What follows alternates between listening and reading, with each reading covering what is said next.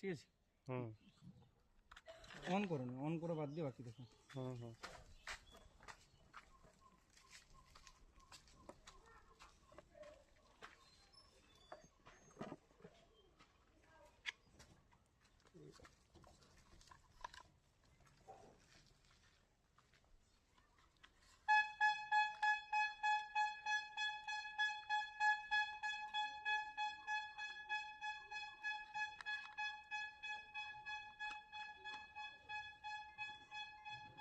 বলো বাঘ।